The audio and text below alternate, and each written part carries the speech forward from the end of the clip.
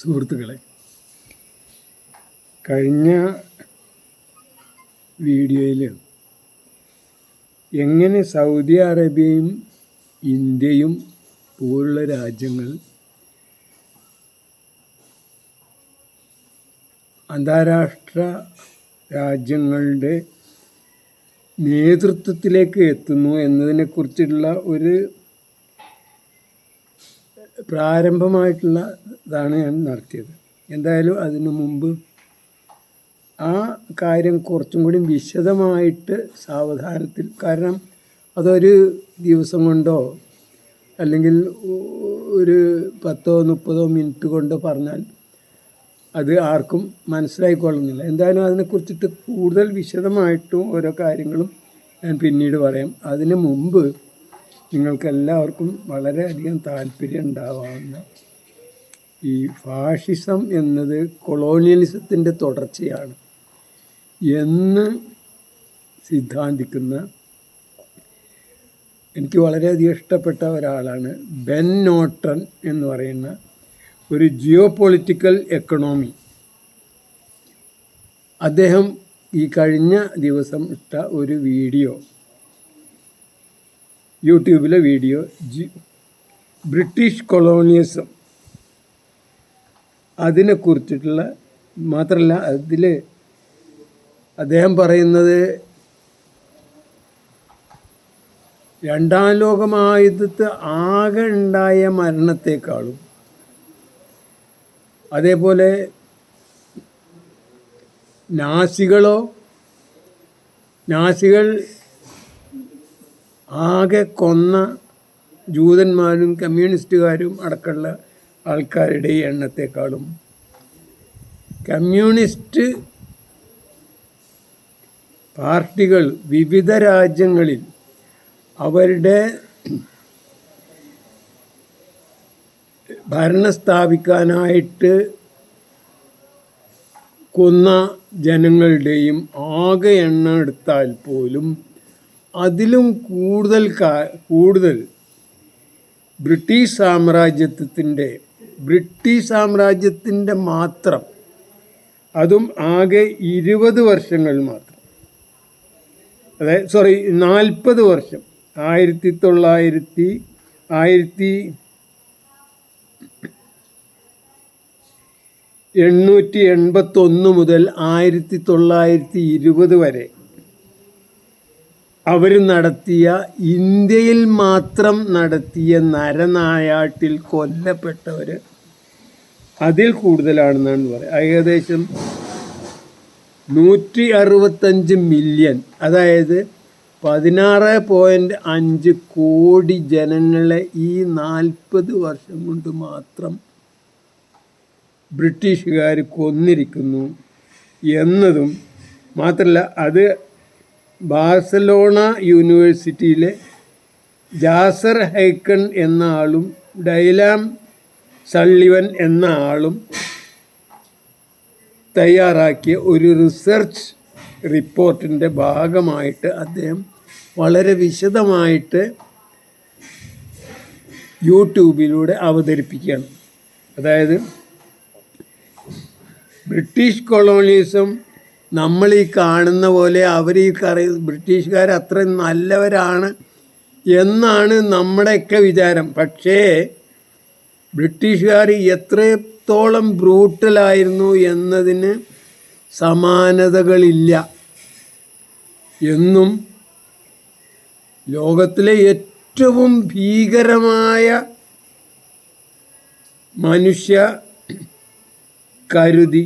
മനുഷ്യക്കുരുതി നടത്തിയവരാണ് ഇപ്പോൾ നമ്മളെ കയ്യിൽ, നമ്മൾക്കൊക്കെ സാധാരണ ലോകത്തിലെ ഏറ്റവും നല്ല ആൾക്കാരാണെന്ന് പറയുന്ന ബ്രിട്ടീഷുകാരാണെന്ന് എന്നത് ബ്രിട്ടീഷുകാർ തന്നെ,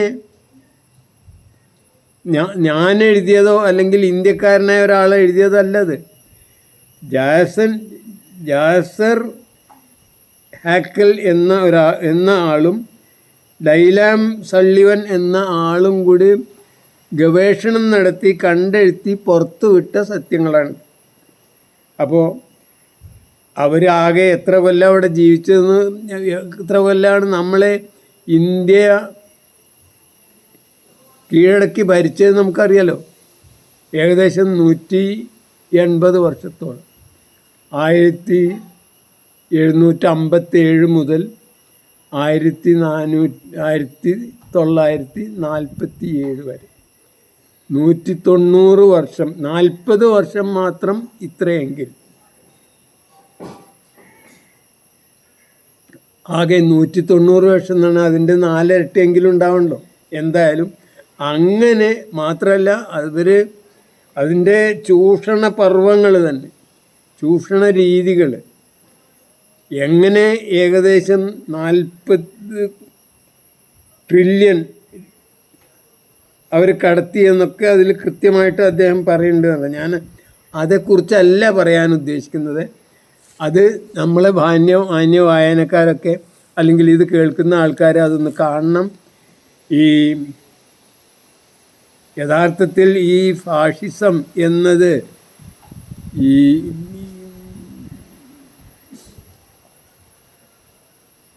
ഇയാളുടെ മാത്രം, അല്ലെങ്കിൽ ജർമ്മനിയുടെയോ അല്ലെങ്കിൽ ഹിറ്റ്ലറുടെ മാത്രമല്ല, അവരൊക്കെ യഥാർത്ഥത്തിൽ അനുകരിച്ചിരുന്നത് ബ്രിട്ടനെയും അതേപോലെ തന്നെ ബ്രിട്ടനിലെ പ്രധാനമന്ത്രിയായിരുന്ന വിൻസ്റ്റൺ ചർച്ചിലിനെയും ആയിരുന്നു എന്നാണ് നമ്മൾ പറഞ്ഞു വരുന്ന അർത്ഥം. അപ്പോൾ അത് ഞാൻ പറഞ്ഞു വന്നത് അതങ്ങനെ പോട്ടെ. അതിനെക്കുറിച്ചിട്ടുള്ള ആ വീഡിയോ നിങ്ങൾക്ക് താല്പര്യം ഉണ്ടെങ്കിൽ കാണണം. ബെൻ നോർട്ടൺ എന്ന് അടിച്ചാൽ മതിയാവും, അല്ലെങ്കിൽ ജിയോ പൊളിറ്റിക്കൽ എക്കണോമി എന്നടിക്കുക. മാത്രമല്ല അതിൽ British colonialism 165 million death in 40 years in India എന്ന ഇതും ഇതിലെന്തെങ്കിലും ഒന്ന് അടിച്ചാൽ കിട്ടുന്നതാണ് എൻ്റെ അഭിപ്രായം. എന്തായാലും ഞാൻ പറയാൻ ഉദ്ദേശിച്ചത് അതൊന്നുമല്ല. എങ്ങനെയാണ് സൗദി അറേബ്യയും ഇന്ത്യയും പോലുള്ള രാജ്യങ്ങൾ ലോക നേതൃത്വത്തിലേക്ക് വരുന്നത് എന്നതിനെക്കുറിച്ചിട്ടുള്ള എന്നാണ്. വളരെ പെട്ടെന്ന് പറഞ്ഞു പോയതാണ്. പക്ഷേ യഥാർത്ഥത്തിൽ ഈ ലോക ശാക്തിക ചേരികൾ, ലോകത്തുള്ള യുദ്ധങ്ങൾ, ലോകത്തുള്ള അതിക്രമങ്ങൾ, ലോകത്തുള്ള അധിനിവേശങ്ങൾ അതൊക്കെ തന്നെ മാറി മറിഞ്ഞുകൊണ്ടിരിക്കുകയാണെന്നുള്ളത് നമുക്കെല്ലാവർക്കും അറിയാം. കഴിഞ്ഞ നൂറ്റാണ്ടിൽ അമേരിക്ക ആയിരുന്നെങ്കിൽ അതിൻ്റെ മുമ്പത്തെ നൂറ്റാണ്ടിൽ ബ്രിട്ടീഷുകാരായിരുന്നു, അതിൻ്റെ മുമ്പത്തെ നൂറ്റാണ്ടിൽ ഫ്രാൻസുകാരായിരുന്നു. അങ്ങനെ അങ്ങനെ അങ്ങനെ അത് മാറിക്കൊണ്ടിരിക്കുക തന്നെയാണ്. അതിനും യാതൊരു സംശയമില്ല. പക്ഷേ ഈ മാറ്റത്തിൽ തന്നെ എങ്ങനെയാണ് ഈ ഉക്രൈൻ യുദ്ധവും ഉണ്ടായത് എന്നതിനെക്കുറിച്ചാണ് ഞാൻ പറയാൻ ഉദ്ദേശിക്കുന്നത്. ഉക്രൈൻ യുദ്ധത്തിൻ്റെ വേരുകൾ എന്തൊക്കെയാണ്? എൻ്റെ അഭിപ്രായത്തിൽ ഉക്രൈൻ യുദ്ധത്തിൻ്റെ തുടക്കം, ഇന്നത്തെ രീതിയിലുള്ള ശാക്തിക മാറ്റത്തിനുണ്ടായ പ്രധാന കാരണം USSRൻ്റെ ഡിസിൻറ്റഗ്രേഷനാണ്. അല്ലെങ്കിൽ USSR എല്ലാവരും കൂടി ഒന്നിച്ചിരുന്ന് തീരുമാനിച്ച് വ്യത്യസ്ത രാജ്യങ്ങളായി മാറി. അതിനുള്ള കാരണം യഥാർത്ഥത്തിൽ അമേരിക്കയുടെ ചടുലമായ വളരെ ആസൂത്രിതമായ നീക്കങ്ങൾ തന്നെയാണ്. അതും നമുക്കെല്ലാവർക്കും അറിയാം. പക്ഷെ അതിന് ശേഷം റഷ്യയെ സംബന്ധിച്ചിടത്തോളം റഷ്യയും മറ്റുള്ള എല്ലാ രാജ്യങ്ങളും കമ്മ്യൂണിസ്റ്റ് അല്ലാതായി. മാത്രമല്ല റഷ്യ നാറ്റോ സംഘടനയിൽ അംഗമാവണം എന്ന ഒരാഗ്രഹം പ്രകടിപ്പിച്ചു. പക്ഷേ അതിന് നാറ്റോ, അമേരിക്ക അതിനെ എതിർത്തു. അതുകൊണ്ട് തന്നെ അത് നടന്നില്ല. മാത്രമല്ല അമേരിക്കയെ സംബന്ധിച്ചിടത്തോളം യഥാർത്ഥത്തിൽ റഷ്യ എന്നത് ബലാബലമല്ലെങ്കിൽ പോലും അമേരിക്കയെ ചോദ്യം ചെയ്യാൻ ശക്തിയുണ്ട് എന്നതുകൊണ്ട് ആയിരിക്കണം നാറ്റോ സഖ്യത്തിൽ അമേരിക്ക അത് ചേർക്കാതിരുന്നത്. മാത്രമല്ല റഷ്യയുടെ ശക്തി കുറക്കാനായിട്ട് തന്നെ ഉള്ള ഒരു പരിപാടിയുടെ ഭാഗമായിട്ടാണ് ഉക്രൈനിൽ ഒരു പപ്പറ്റായിട്ടുള്ള, ഒരു ബഫൂണായിട്ടുള്ള, അല്ലെങ്കിൽ ഒരു സാധാരണ ഈ ബഫൂണിൻ്റെ കളിയൊക്കെ കളിക്കുന്ന ഒരാളെ, സെലൻസ്കി എന്ന ആളെ അവിടെ അധികാരത്തിലേറ്റിയത്. അയാൾ യഥാർത്ഥത്തിൽ അവിടെ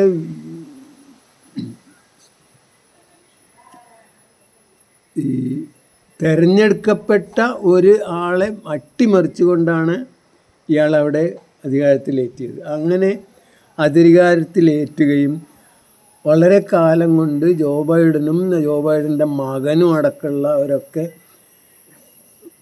ഈ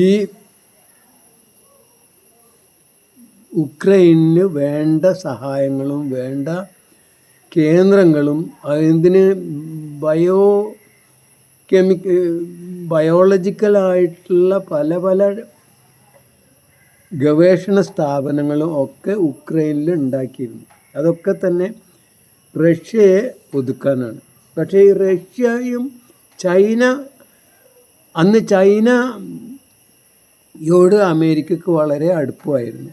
കാരണം ചൈന റഷ്യക്ക് എതിരാണ്. ചൈനയും റഷ്യയും തമ്മിലുള്ള ഒരു അതിർത്തി തർക്കം കൊണ്ട് തന്നെ അവർ തമ്മിൽ യുദ്ധം ചെയ്യേണ്ടി വന്നു. അവരെതിരായും ചെയ്തു മാവോയുടെ കാലം. അങ്ങനെയാണ് ഈ ചൈനയെ ഒരു സുഹൃത്തുക്കളാക്കി വയ്ക്കുകയും അതിൻ്റെ ഭാഗമായിട്ട് ചൈനയെ ഈ WTOയിൽ അംഗമാകാൻ വേണ്ട സഹായം ചെയ്തു കൊടുക്കുകയും.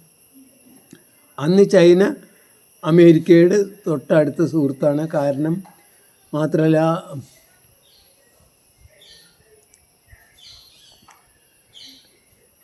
ചൈന എന്ന വലിയ രാജ്യത്തെ വലിയ മാർക്കറ്റ് ഒന്നായിട്ട് ഇവർക്ക് പിടിച്ചെടുക്കാം. അപ്പോൾ ആ രാജ്യം കൂടി ഒരു മാർക്കറ്റാക്കാം എന്നാണ് വിചാരിച്ചത്.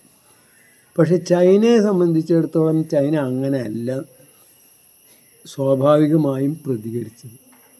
ചൈനയിലെ ജനങ്ങൾ വളരെ ലോകത്തിലെ തന്നെ ഏറ്റവും കൂടുതൽ ചരിത്രവും പാരമ്പര്യവും ഉള്ള ഒരു ജനതയാണ് ചൈനക്കാരുടെ ജനത. അവർ മറ്റുള്ളവരെ ആക്രമിച്ചില്ല എന്നേ ഉള്ളൂ. അവരാണ് ലോകത്തിലെ എല്ലാ വലിയ കണ്ടുപിടുത്തങ്ങളുടെയും തുടക്കക്കാരെന്ന് വേണമെങ്കിൽ പറയാം. ഇപ്പോൾ വെടിമരുന്ന് കണ്ടുപിടിച്ചവരാണ്, വെടിമരുന്ന് ഉപയോഗിച്ചതും അവരാണ്. പക്ഷേ അവരൊരിക്കലും മറ്റൊരു രാജ്യത്തേക്ക് പോയിട്ട് ആ വെടിമരുന്ന് പ്രയോഗിച്ച് അവരെ കീഴടക്കാൻ അവർ ശ്രമിച്ചിട്ടില്ല. ഇന്ത്യക്കാരെ പോലെ തന്നെ അവരും അങ്ങനെ മറ്റ് രാജ്യങ്ങൾ കീഴടക്കുക എന്നുള്ള സ്വഭാവം ഇല്ലാത്തവരാണ്. അപ്പോൾ അത് നേരെ മറിച്ച് അവർ ഈ സയൻസ് ആൻഡ് ടെക്നോളജിയുടെ കാര്യത്തിൽ ഏറ്റവും മുന്നിൽ നിന്നവരാണ്. അങ്ങനെയുള്ളൊരു സംസ്കാരവും ചരിത്രവും പാരമ്പര്യമുള്ളവരാണ്. അത് യഥാർത്ഥത്തിൽ ആരും മനസ്സിലാക്കിയില്ല. അമേരിക്കക്കാർ മനസ്സിലാക്കി. അവർ WTOയിൽ കൂട്ടിയിട്ട് അവരുടെയും കൂടിയും ആ ഏറ്റവും ആകെയുള്ള ജനസംഖ്യയിൽ 1/5 ജനസംഖ്യയുള്ള രാജ്യമാണ്. ആ മാർക്കറ്റും കൂടിയും കിട്ടും എന്ന് വിചാരിച്ചിട്ടാണ് WTO ചേർത്തത്. പക്ഷേ ചൈനക്കാർ അതിനേക്കാളും വലിയ ഉടമന്മാരായിരുന്നു എന്നുള്ളതാണ്. കാരണം ഈ മുതലാളിത്തത്തെ സംബന്ധിച്ചിടത്തോളം, ക്യാപിറ്റലിസ്റ്റിനെ സംബന്ധിച്ചിടത്തോളം ഏറ്റവും പ്രധാന പ്രശ്നം ലാഭമാണ്. എങ്ങനെ കൂടുതൽ ലാഭം ഉണ്ടാക്കാം, ലാഭം കൈയടക്കാം എന്നുള്ളതാണ് അവരുടെ. അതുകൊണ്ട് തന്നെ ചൈന ഈ WTOയിൽ അംഗമാക്കിയതോടുകൂടിയും അതിന് മുമ്പും തന്നെ ചൈന മറ്റുള്ള ഈ പ്രത്യേകിച്ചും ഈ ലാഭക്കൊതിയന്മാരായ എല്ലാ മുതലാളിത്ത രാജ്യങ്ങളെയും ക്യാപിറ്റലിസ്റ്റുകളെയും ഒക്കെ അങ്ങോട്ട് ആകർഷിക്കുക മാത്രമല്ല, അവരോട് പറഞ്ഞു നിങ്ങൾക്ക് എന്താ വേണ്ടത് ഞങ്ങൾ തരാം, ഭൂമി വേണമെങ്കിൽ ഞങ്ങൾ തരാം, സ്ഥലം ലൈസൻസ് വേണമെങ്കിൽ തരാം, മാത്രമല്ല നല്ല അച്ചടക്കമുള്ള വിദ്യാസമ്പന്നരായ തൊഴിലാളികളെയും തരാം, നിങ്ങളിഷ്ടം പോലെ നടത്തിക്കോളൂ. പക്ഷേ നമ്മൾ തമ്മിലുള്ള കരാർ കൃത്യമായിട്ട് പാലിച്ചാൽ മാത്രം മതി. ഇത്രയും കൊല്ലം കഴിഞ്ഞാൽ അതിൻ്റെ നോഹോ ഞങ്ങൾക്കും കൂടി തരണം എന്നൊക്കെ പറഞ്ഞിട്ടുള്ള, അതോടുകൂടി ചൈന വളരെ പെട്ടെന്ന് ലോകത്തിൻ്റെ തന്നെ മാനുഫാക്ചറിങ് ഹബ്ബായി. അതായത് ലോകത്ത് എന്തുണ്ടാക്കുന്ന സാധനം വിറ്റഴിക്കുന്ന വസ്തുക്കളിൽ ഏകദേശം 25-30% ഇപ്പോൾ ചൈനക്കാരാണ് ഉണ്ടാക്കുന്നത്. അങ്ങനത്തെ അവസ്ഥയിലേക്ക് അവരെത്തി. അതുമാത്രമല്ല, ഈ അവിടെ സാങ്കേതികമായിട്ട് വിദ്യാഭ്യാസം വളരെ അധികം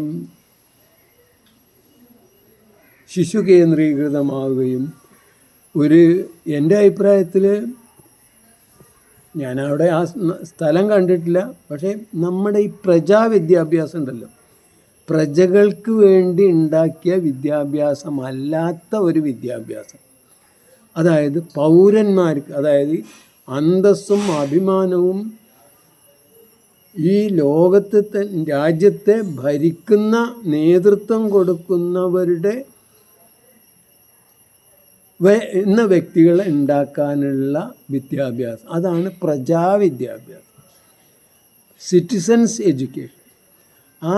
അതായത് അവരാണല്ലോ ഈ ഒരു സ്വതന്ത്ര രാജ്യത്ത്, ജനാധിപത്യ രാജ്യത്ത് യഥാർത്ഥത്തിൽ ആ രാജ്യത്തിൽ ഭാഗനേയം നിർണ്ണയിക്കുന്നതും ഭരണകർത്താക്കളും ദിശാനിർണയം ഉണ്ടാക്കുന്നതും ഒക്കെ അവിടെയുള്ള ജനങ്ങളാണ്. അതായത് പൗരന്മാരാണ്, പ്രജകളല്ല. ഈ പ്രജകൾക്കുള്ള വിദ്യാഭ്യാസമാണ് നമുക്കൊക്കെ ഇന്നും നിലവിലുള്ളത്. നമ്മളെ ഇവിടെയുള്ള ഏറ്റവും പുരോഗതി പറയുന്ന കമ്മ്യൂണിസ്റ്റുകാരന് പോലും വെള്ളക്കാരൻ്റെ ഈ വിദ്യാഭ്യാസത്തോട് അതിനോട് ഭയങ്കര ബഹുമാനമാണ്. ഇപ്പം ഞാൻ നേരത്തെ പറഞ്ഞ സ്ഥിതിയാണ്. അവരിത്രയും വലിയ ക്രൂരതകളും കൊള്ളകളും കവർച്ചകളും മനുഷ്യരെ മുഴുവൻ പച്ചക്ക് കൊല്ലുകയൊക്കെ ചെയ്തിട്ടും അവരെ നമുക്ക് വലിയ ബഹുമാനമാണ്. അവരുടെ എല്ലാ കാര്യത്തിനോടും വലിയ ബഹുമാനമാണ്. അതുകൊണ്ടാണ് നമ്മളെ ഭരണഘടനയിൽ 60%-ലധികം അവരുടെ നിന്ന് കോപ്പിയടിച്ചത്. അപ്പോൾ എന്തായാലും ഞാൻ പറഞ്ഞു വന്നത്, അതൊക്കെ വലിയ കാര്യമായിട്ടാണ് നമ്മൾ കണക്കാക്കുന്നത്. പോട്ടെ, എന്തായാലും അങ്ങനെയുള്ള അവസ്ഥയിൽ ഇപ്പോൾ അമേരിക്കയെ സംബന്ധിച്ചിടത്തോളം ചൈന എന്നത് ഭീകരമായ ഒരു വെല്ലുവിളിയാണ്. അവരുടെ ഇത്രയും കാലത്തെ സാമ്പത്തികമായതും മിലിറ്ററി പരമായതുമായിട്ടുള്ള എല്ലാ ആധിപത്യവും തകർന്ന് തരിപ്പണമാവാൻ പോവുകയാണ്. സാമ്പത്തികമായ ആധിപത്യം തകരാനുണ്ടായ ഏറ്റവും പ്രധാന വെല്ലുവിളിയായി നിന്നത് ചൈനയാണ്. ചൈന കാരണം അവർക്ക് അവരുടെ വ്യവസായങ്ങളൊക്കെ തകർന്നു. കാരണം മുതലാളിത്തത്തെ സംബന്ധിച്ചിടത്തോളം, മുതലാളിമാരെ സംബന്ധിച്ചിടത്തോളം, ക്യാപിറ്റലിസ്റ്റിനെ സംബന്ധിച്ചിടത്തോളം അവർക്ക് എവിടെയാണ് കൂടുതൽ ലാഭം ഉണ്ടാവുക. അപ്പോൾ അവർ നോക്കിയപ്പോൾ ഈ അമേരിക്കയിലും യൂറോപ്പിലും ഒക്കെ ഉള്ള വലിയ വലിയ ഫാക്ടറികളിലൊക്കെ തന്നെ ചൈനയിലേക്ക് പോയി.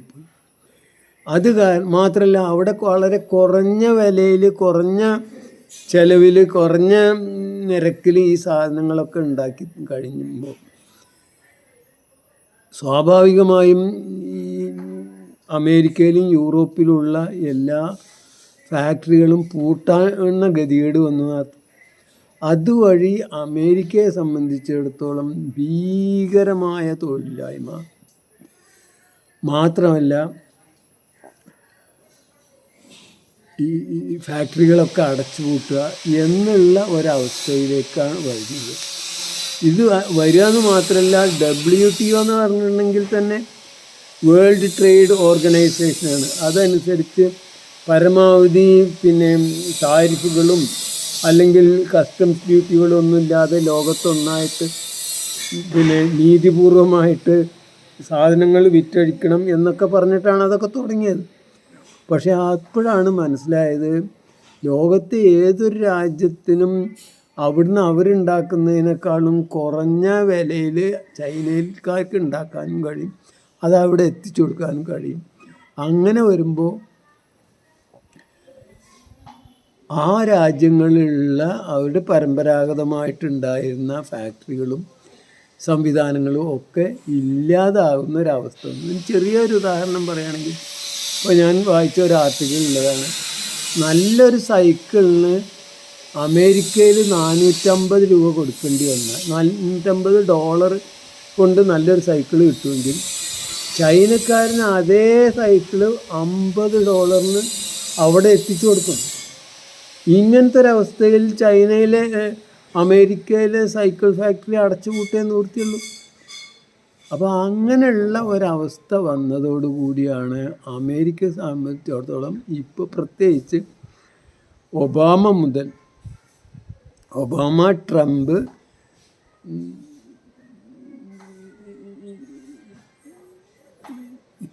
ബൈഡൻ ഇവരൊക്കെ തന്നെ ഈ കാലഘട്ടത്തിലാണ് ചൈനയെ ഒതുക്കണം എന്ന ബോധം ഉണ്ടാവുന്നത്.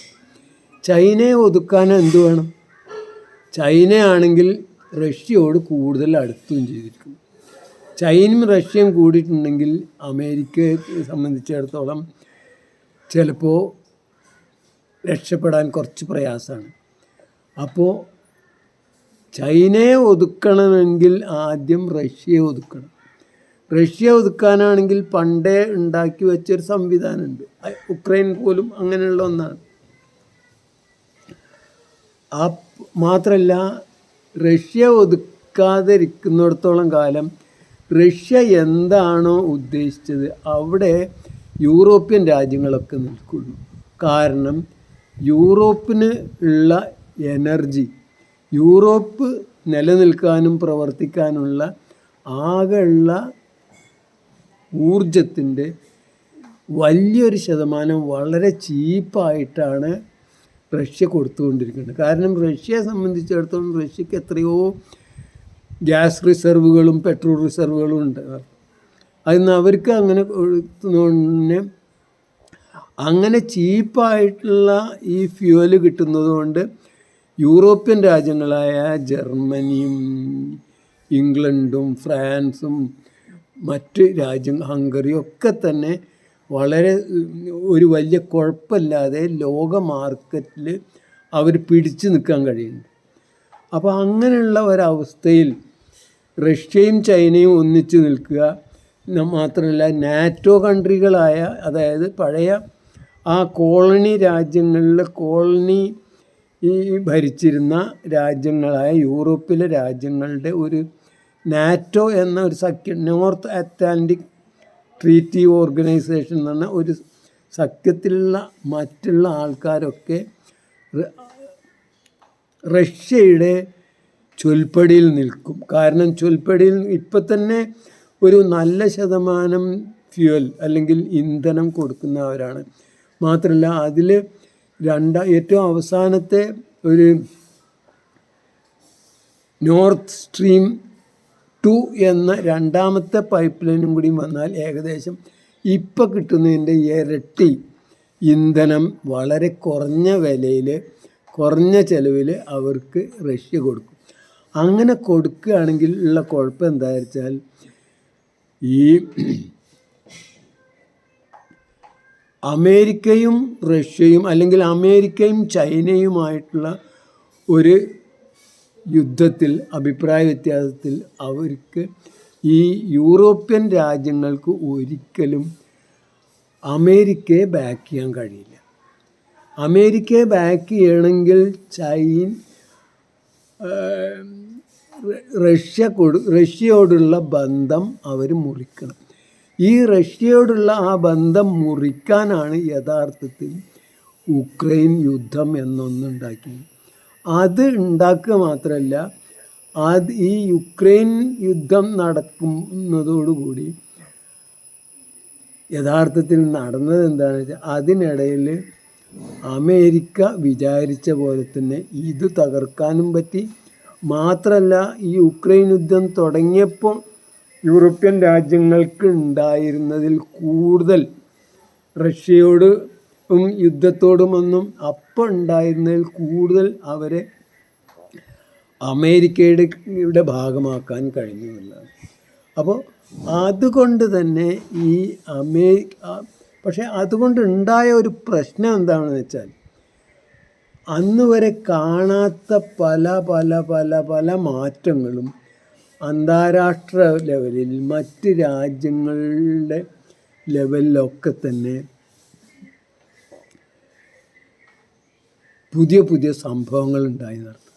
അപ്പോൾ അന്ന് വിചാരിച്ചിരുന്ന ഇപ്പോൾ ഉക്രൈനുമായിട്ടുള്ള യുദ്ധം എന്നത് തുടങ്ങാനുള്ള പൂർണ്ണമായ കാരണം അമേരിക്ക വിചാരിച്ചു എന്നുള്ളത് തന്നെയാണ്. അമേരിക്ക അതുവരെ ഞങ്ങളിന് നേരിട്ട് തന്നെ നിങ്ങളെ സഹായിക്കും എന്നൊക്കെ പറഞ്ഞെങ്കിൽ യുദ്ധം തുടങ്ങിയപ്പോൾ ഞങ്ങൾ നേരിട്ടല്ല, വേണ്ട ആയുധം തരാമെന്നാണ്. ഈ ആയുധങ്ങൾ കൊടുക്കുക, അതുമാത്രമല്ല അതിന് പുറമെ ഈ അന്താരാഷ്ട്ര ഇതിന് സാമ്പത്തിക ആധിപത്യം ഉള്ളതുകൊണ്ട് തന്നെ ഈ റഷ്യയെ അങ്ങനെ സാമ്പത്തികമായി ഒതുക്കാൻ കഴിയുമെന്ന് ഞാൻ. സാമ്പത്തികമായി തകർത്ത് കഴിഞ്ഞാൽ പിന്നെ ഒരു യുദ്ധത്തിൽ ആർക്കും ജയിക്കാൻ കഴിയില്ല. അപ്പോൾ അങ്ങനെ തകർത്തിയാൽ സുഖമായിട്ട് പിന്നെ റഷ്യയെ തകർക്കുകയും ചെയ്യാം, മാത്രമല്ല യൂറോപ്യൻ രാജ്യങ്ങളെ കൂടെ കൂട്ടുകയും ചെയ്യാം എന്ന് വിചാരിച്ചാണ് തുടങ്ങിയതെങ്കിൽ പോലും അതിന് അന്ന് വരെ ഒരിക്കലും ആരും പ്രതീക്ഷിക്കാത്ത കുറേ മാറ്റങ്ങളുണ്ടായി നടക്കും. ആ മാറ്റങ്ങളിലൊന്നാണ് യഥാർത്ഥത്തിൽ ഈ പെട്രോ ഡോളറിൻ്റെ തകർച്ച. പെട്രോ ഡോളർ തകർന്നതോടുകൂടി ഡോളർ തന്നെ ആകെ തകർന്ന് തരിപ്പണമാകുന്ന അവസ്ഥയിൽ ഡോളർ റിസർവുകളും അതേപോലെ തന്നെ ഡോളറില്ലാതെ പെട്രോള് വാങ്ങാൻ കഴിയുന്ന ഒരവസ്ഥ ലോകം മുഴുക്കെ വന്നതോടുകൂടി സാമ്പത്തികമായി അമേരിക്ക നെൽപ്പടി കാണുകയാണ്. ഈ പുറത്തേക്ക് പെട്രോൾ കിട്ടണമെങ്കിൽ ഡോളർ തന്നെ വേണം എന്ന ഒരേ പുകമുറ മാത്രം മതിയായിരുന്നു അമേരിക്കയെ സംബന്ധിച്ചിടത്തോളം സാമ്പത്തികമായ ഒരു ക്ഷീണവും ഇല്ലാതെ നിലനിൽക്കാൻ. പക്ഷേ നടന്നത് അങ്ങനെയല്ല. മാത്രമല്ല മറ്റൊരു പ്രശ്നം എന്താ വെച്ചാൽ ബ്രിക്സ് എന്ന ഒരു സംഭവം കൂടി വന്നതോടുകൂടി അതിലേക്ക് അവിടെ ഇപ്പോൾ അമേരിക്കയിൽ ഉണ്ടാകുന്ന ഏതൊരു സഖ്യത്തിനും അമേരിക്കയാണ് മുമ്പൻ പറയുന്നത് മറ്റുള്ളവർ കേൾക്കുക എന്നുള്ളതല്ലാതെ അമേരിക്ക അങ്ങോട്ടൊന്നും കേൾക്കാൻ സാധ്യതയില്ല. അത് എല്ലാ ഇതിലും അങ്ങനെ തന്നെയാണ്. ഇപ്പോൾ ഈ നാറ്റോയുടെ കാര്യത്തിലാണെങ്കിലൊക്കെ നേരെ മറിച്ച് ബ്രിക്സ് അങ്ങനെയല്ല. എല്ലാ അംഗങ്ങൾക്കും തുല്യ അവകാശവും തുല്യ അധികാരവും തുല്യ പങ്കാളിത്തവും ഉള്ള ഒരു പുതിയ രീതി അതിൽ കൊണ്ടുവന്നതോടു കൂടി തന്നെ മാത്രമല്ല ശാസ്ത്ര സാങ്കേതിക രംഗത്ത് അമേരിക്കയെ മറികടക്കുന്ന ഒരു സംവിധാനങ്ങൾ ചൈന ഉണ്ടാക്കിയിട്ടുണ്ടെന്നും ചൈന അത്രത്തോളം ശാസ്ത്ര സാങ്കേതിക രംഗത്തും വിദ്യാഭ്യാസ രംഗത്തും മുന്നോട്ട് കുതിച്ചിട്ടുണ്ടെന്നും ലോകത്തിന് മനസ്സിലായി. കാരണം ഇപ്പോൾ ഈ 5G ഒക്കെ നമുക്ക് അങ്ങനെ പറയാമെന്നാണ്. 5G അതേപോലെ തന്നെ അവരുടെ മറ്റ് പല രീതിയിലുള്ള അവരുടെ നേട്ടങ്ങളും നീക്കങ്ങളും അവരുടെ കഴിവുകളുമൊക്കെ മറ്റ് രാജ്യങ്ങൾ, ഉദാഹരണമായിട്ട് ഇപ്പോൾ മദീനയിൽ നിന്ന് മക്കയിലേക്കുള്ള ആ റെയിൽ അതിമനോഹരമായിട്ട് ചെയ്തു കൊടുക്കാൻ അവർക്ക് കഴിഞ്ഞു. നേരെ മറിച്ച് മറ്റ് പലരെയും സമീപിച്ചിട്ട് പോലും അവർക്കൊന്നും കഴിയില്ല എന്ന് പറഞ്ഞാണ്. ഒന്നും സാധ്യമല്ല, അത്രത്തോളം ദുഷ്കരമാണ്, മണലാരണ്യമാണ്, മാത്രമല്ല മണലിൻ്റെ അതിൻ്റേതായ തകരാറുകൾ. അതുകൊണ്ട് തന്നെ സാധ്യമല്ല എന്ന് പറഞ്ഞതൊക്കെ തന്നെ ഇവരെ സംബന്ധിച്ചിടത്തോളം ശാസ്ത്ര സാങ്കേതിക രംഗത്ത് ഇവർ വളരെ ഉന്നത നിലവാരം പുലർത്തുന്നത് കൊണ്ട് തന്നെ ഒരു വലിയ പരിധിയിൽ ലോകങ്ങളൊക്കെ ഇപ്പോൾ തന്നെ 150ഓളം രാജ്യങ്ങൾ ചൈനയുടെ ബെൽറ്റ് ആൻഡ് റോഡുമായിട്ട് ബന്ധപ്പെട്ടുകൊണ്ടിരിക്കുകയാണ്. അതിൽപ്പെട്ടതാണ് ഇപ്പോൾ സൗദി അറേബ്യയും മറ്റ് അറേബ്യൻ പെനിൻസുലയിലുള്ള രാജ്യങ്ങളൊക്കെ തന്നെ നടക്കും. അതായത് മുസ്ലിം രാജ്യങ്ങൾ, അതായത് ഒപെക് രാജ്യങ്ങളൊക്കെ. അങ്ങനെയുള്ള ഒരവസ്ഥയിൽ കാര്യങ്ങളൊക്കെ ആകെ തകിടം മറിയുന്നതാണ് കാണുന്നത്. അപ്പോൾ ഇനി യഥാർത്ഥത്തിൽ ഈ അമേരിക്കയെ സംബന്ധിച്ചിടത്തോളം ചൈനയെ തോൽപ്പിക്കാതിരിക്കുകയാണെങ്കിൽ അവർ കുത്തുവാള എടുക്കുന്ന അവസ്ഥയിലേക്കാണ് കാര്യങ്ങൾ നീങ്ങുന്നത്. കാരണം അവരെ സംബന്ധിച്ചിടത്തോളം അവർ തന്നെ $35 ട്രില്യൺ കടക്കാരാണ്. $35 ട്രില്യൺ കടക്കാരാണ് അവരെന്ന്. അതായത് 35 ട്രില്യൺ എന്ന് പറഞ്ഞാൽ എത്രയെന്ന് ഇപ്പോൾ ഏകദേശം ഇപ്പം ബ്രിട്ടനൊക്കെ സംബന്ധിച്ചിടത്തോളം $3 ട്രില്യൺ ഒരു കൊല്ലത്തെ GDP. അതായത് 11 കൊല്ലത്തെ GDPയോളം വരുന്നത്. അത്രയും വലിയ തുക അവർ കടക്കാരാണ്. ഇതൊക്കെ കടമൊക്കെ വീട്ടാൻ അവരെടുത്ത് അസറ്റില്ല. ഉണ്ടെങ്കിൽ തന്നെ അത് തികയില്ല. അവരെടുത്ത് സ്വർണം വേണം, അല്ലെങ്കിൽ അതിനുള്ള തിരിച്ചു കൊടുക്കുകയാണ്. ഇത് ഇല്ലാത്തത് കൊണ്ട് തന്നെ അവരെ സംബന്ധിച്ചിടത്തോളം അത് അങ്ങനെ മറ്റുള്ളവർ ചോദിച്ചിട്ടുണ്ടെങ്കിൽ കൊടുക്കേണ്ടി വരുന്നത്. ഇങ്ങനെയുള്ള ഒരവസ്ഥയിലേക്കാണ് കാര്യങ്ങൾ നീങ്ങുന്നത് കൊണ്ട് തന്നെ അമേരിക്കയെ സംബന്ധിച്ചിടത്തോളം പഴയ പ്രതാപവും പഴയ ആ ഇൻഡസ്ട്രിയൽ കപ്പാസിറ്റിയും വീണ്ടെടുക്കണം. അതല്ലെങ്കിൽ അമേരിക്കക്ക് നിലനിൽക്കാൻ കഴിയില്ല. അതുകൊണ്ട് തന്നെ അമേരിക്കക്ക് ചൈനയെ തോൽപ്പിക്കാതെ ഇരിക്കുക എന്നുള്ളത് നിലനിൽക്കണമെങ്കിൽ സാധ്യമല്ല. മറ്റ് പല രീതിയിൽ നിലനിൽക്കാം.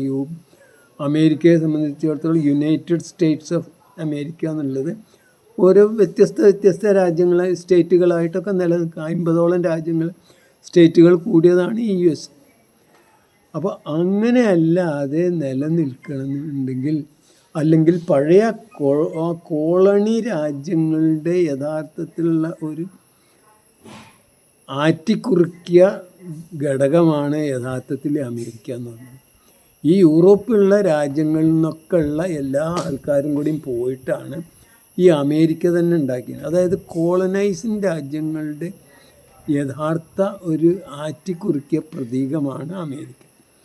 ആ അമേരിക്ക ഉണ്ടെങ്കിൽ മാത്രമേ ഈ ലോകത്ത് പഴയ വ്യവസ്ഥ, അതായത് മറ്റുള്ളവരെ ആക്രമിച്ചും കീഴടക്കിയും കുത്തിച്ചോർത്തും കവർച്ച ചെയ്തും ജീവിക്കുന്ന ഒരു സംസ്കാരമാണ് യൂറോപ്യൻ രാജ്യങ്ങൾക്ക്, കോളനൈസിങ് രാജ്യങ്ങൾക്ക് ഉണ്ടായത്.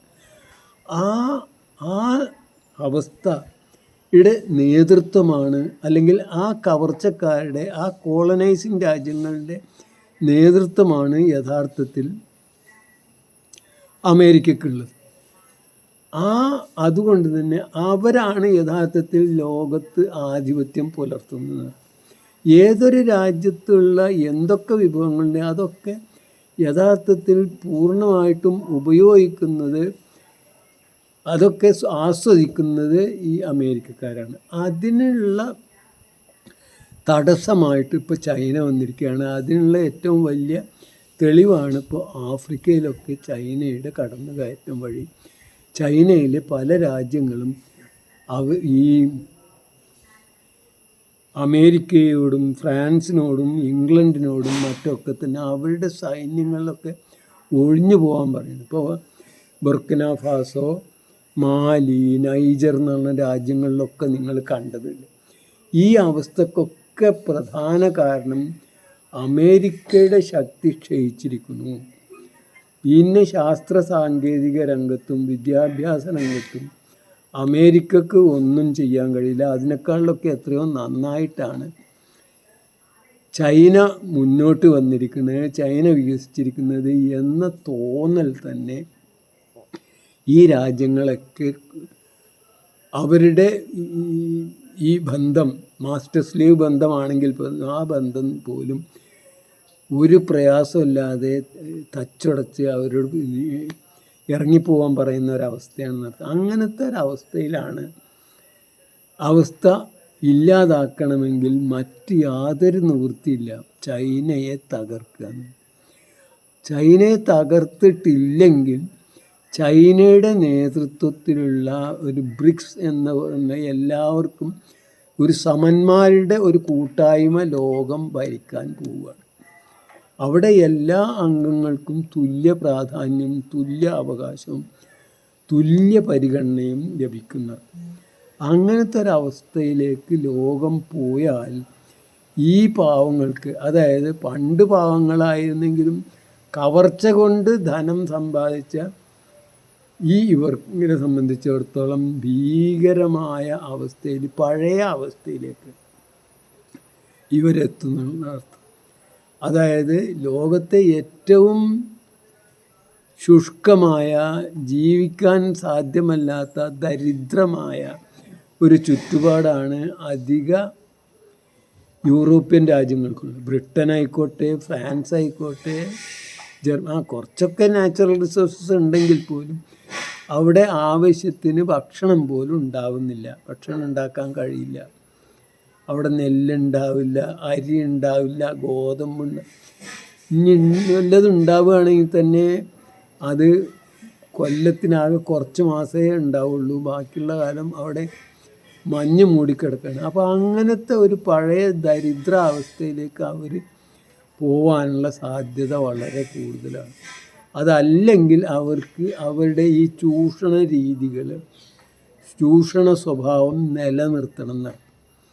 അത് നിലനിർത്തണമെങ്കിൽ അമേരിക്കയുടെയും ഈ നാറ്റോ ശക്തികളുടെയും ആധിപത്യം നിലനിൽക്കണം. അതിനെ ചോദ്യം ചെയ്ത് ചൈനയും റഷ്യയും കൂട്ടായിരിക്കുന്നിടത്തോളം കാലം അത് വലിയൊരു വെല്ലുവിളിയാണ്. ആ വെല്ലുവിളിയെ ഇല്ലാതാക്കാനും ഈ റഷ്യ ആണെങ്കിൽ റഷ്യയെ തന്നെ ഒതുക്കാൻ, റഷ്യയെ ഒതുക്കിയിട്ടില്ലെങ്കിൽ നാറ്റോ രാജ്യങ്ങളൊക്കെ കൂടെ അവരൊക്കെ തന്നെ കൂടെ വരില്ല എന്ന് ഉറപ്പുള്ളത് കൊണ്ടാണ് യഥാർത്ഥത്തിൽ ഈ ഉക്രൈൻ യുദ്ധം ഉണ്ടായത് എന്നാണ് എനിക്ക് പറയാനുള്ളത്. അത് യഥാർത്ഥത്തിൽ ഈ ലോക രാഷ്ട്രീയത്തിൽ വളരെ പ്രധാനപ്പെട്ട ഒന്നാണ്. എനിക്ക് തോന്നുന്നത് അത് ഒരു പാരഡിഗം ഷിഫ്റ്റ് അല്ലെങ്കിൽ കാലഘട്ടത്തിൻ്റെ മാറ്റത്തിൻ്റെ സൂചനകൾ തരുന്നതാണ് എന്നാണ്. എന്തായാലും ഈ പഴയ ആ കൊളോണിയൽ രീതി, സാമ്രാജ്യത്വത്തിൻ്റെ രീതി അവസാനിച്ച് എല്ലാ രാജ്യങ്ങളും പരമാവധി അന്യോന്യം സ്നേഹിച്ചും സഹകരിച്ചും പങ്കാളിത്തത്തോടു കൂടി പുരോഗതിക്ക് വേണ്ടി, അന്യോന്യം ഉള്ള പുരോഗതിക്ക് വേണ്ടി പരിശ്രമിക്കുന്ന ഒരു നാളേക്ക് ലോകം മെല്ലെ മെല്ലെ നടന്നെടുക്കുകയാണ്. അതിന് ആദ്യമായിട്ട് ഈ അമേരിക്ക എന്ന സാമ്രാജ്യത്വ ശക്തികളും അമേരിക്കയും അതേപോലെ തന്നെ അമേരിക്കയുടെ കൂട്ടാളികളായ ഈ കോളനൈസിങ് രാജ്യങ്ങളും ഇടയും ബലവും ശക്തിയും പ്രതാപവും അവസാനിക്കേണ്ടിയിരിക്കുന്നു. എന്നാൽ മാത്രമേ നമുക്ക് പുതിയ ഒരു ലോകത്തെക്കുറിച്ചിട്ട്, അന്യോന്യം സ്നേഹിക്കുന്ന ലോകത്തെക്കുറിച്ചിട്ട്, അന്യോന്യം പങ്കുവെക്കുന്ന ഒരു ലോകത്തെക്കുറിച്ചിട്ട് ചിന്തിക്കാൻ കഴിയുള്ളൂ. ഇതാണ് എനിക്ക് പറയാനുള്ളത്. എന്തായാലും ഇതുവരെ കേട്ടിരുന്ന എല്ലാവരോടും നന്ദി പറയുന്നു. മാത്രമല്ല, എന്തെങ്കിലും അഭിപ്രായം ഉണ്ടെങ്കിൽ അത് കമൻറ്റ് ബോക്സിൽ സൂചിപ്പിക്കണമെന്ന് വിനീതപൂർവ്വം, വിനയത്തോടു കൂടി അപേക്ഷിക്കുന്നു. ജയ് ഹിന്ദ്, ജയ് ജഗത്, ജയ് ജീവൻ.